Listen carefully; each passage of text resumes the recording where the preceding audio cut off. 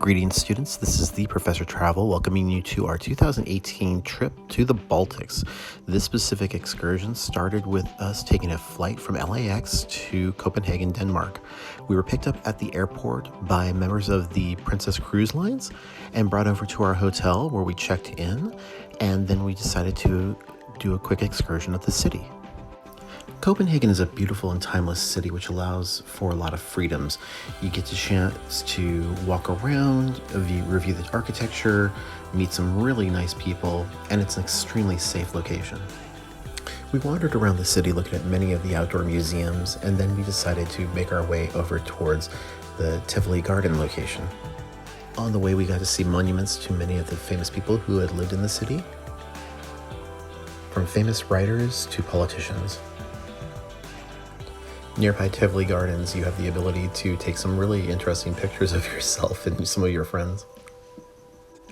Tivoli Garden is a now amusement park, but used to be a garden series that was designed during the, I believe it's 15th or 16th century.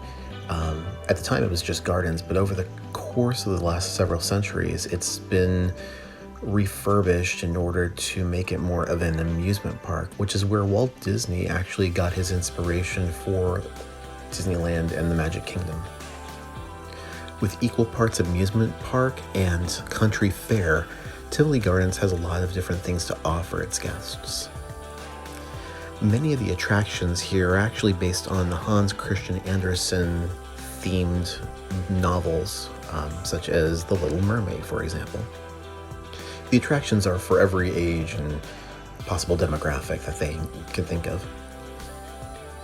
Here I spotted the claw machine with lollipops that were quite literally larger than my fist. As you wander throughout the park, you get a chance to see different types of floral designs, from bushes to flowers, from lovely lagoons to just an extraordinary number of different types of flora that are available for you all year round. As a number of birds flock in the area, you get a chance to see some of the really rich sculptures that are in the water, as well as some of the trees that share the same location. The weeping willows in the area are just really, really impressive. It's almost like drapery in such a way. Small fountains dot the area where you walk just so you get a glimpse of different types of flora from a variety of different sources. Also, a number of different restaurants are available for you to choose from. The one that you're seeing right now was also on what appeared to be some kind of a galleon that was inside the lagoon. It was at this time we decided to get lunch, starting with a starting course, followed by a main course, and finishing up with coffee and desserts, all of which were well presented and actually surprisingly reasonable.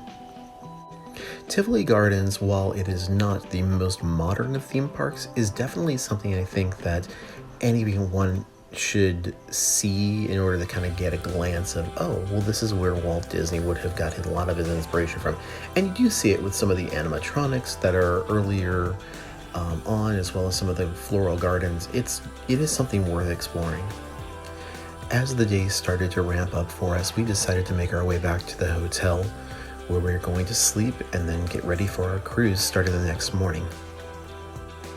Along with our hotel room, the next morning we were delighted to find that we were given a breakfast. It wasn't just a continental breakfast, it was a full-size breakfast bar with a variety of different meats and cheeses, every possible hot entree that you can think of, and some really unique fare. We then jumped on a bus and made our way out of the city and to the docks, where we actually explored and saw some of the city's power grid, which are done through windmills off the coastline. We then came upon our ship. This is the Regal Princess. It's one of the larger ships in the Princess Cruise Line category. In fact, I think it's the 24th largest ship in the world currently. It has a capacity for a little over, I believe, 5,000 guests, and it's ample in size, so that way if you're one of the more athletic types, you can easily walk through the ship and get quite an exercise.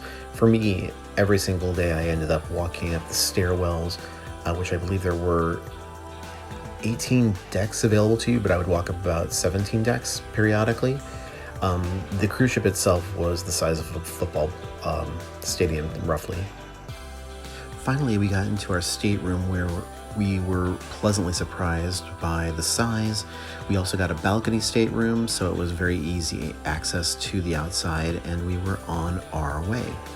I thank you so very much for joining us on our first day of our cruise.